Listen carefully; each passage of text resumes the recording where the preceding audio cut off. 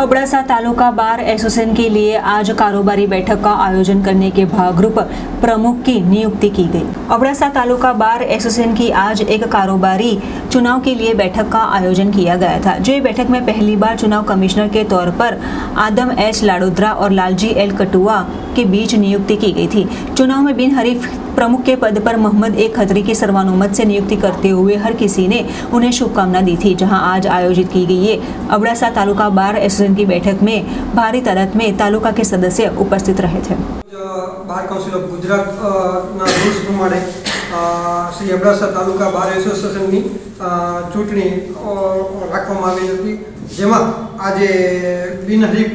પ્રમુખ તરીકે મને એટલે કે મોહમ્મદ એ ખત્રી ને શ્રી અબડાસા તાલુકા બાર એસોસિએશનના પ્રમુખ તરીકે ચૂંટવામાં આવેલ છે। મારી ટીમમાં ઉપપ્રમુખ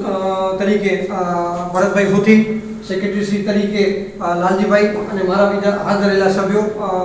એક ટીમ બનાવેલ છે। અને અમારી ટીમને જે બહાર તરફથી સૂચના મળેલ છે કે ભાઈ અહીંયા 2018થી જે એસડી કોર્ટ ચાલુ કરવામાં આવેલ છે, એસ્ટાબ્લિશ થયેલ છે, ત્યારથી આજ દિવસ સુધી એપીપીની નિમણૂક થઈ નથી। એક વસ્તુ, બીજી વસ્તુ કે છેલ્લા 3 વર્ષથી જે જેએમએફસી કોર્ટ ચાલુ છે નલિયા કોર્ટમાં, ત્યાં છેલ્લા 3 વર્ષથી રેગ્યુલર પીપી નથી અને છેલ્લા 2 વર્ષથી તો પીપી પણ નથી, સરકારી વકીલશ્રી પણ નથી। તો એક અને બીજો જે જેલ જર્જરિત થતાં હાલે બંધ હાલતમાં પડેલ છે, તો એ 3 જે ટાસ્ક સોંપવામાં આવ્યા છે, તો હું અહીંયા મારી ટીમ વતીથી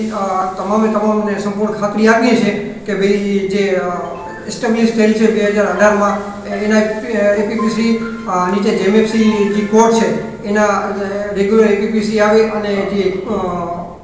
જેલ છે જે બંધ થવાની હાલતમાં કે જર્જરિત છે, તો એ રેગ્યુલર ચાલુ રહે અને સરકારશ્રીના જે ખર્ચા બચે અને જે તકલીફો પડે છે ભૂત સુધી પાલારા જેમ જવાનું એ બચે અને નુકસાન ન થાય સરકારશ્રીને, એ હેતુથી જેટલા પણ સારા પ્રયાસો અમારા બહાર તરફથી થશે એ તમામ સારા પ્રયાસો આથી કરવામાં આવે ખાતરી આપીએ છીએ।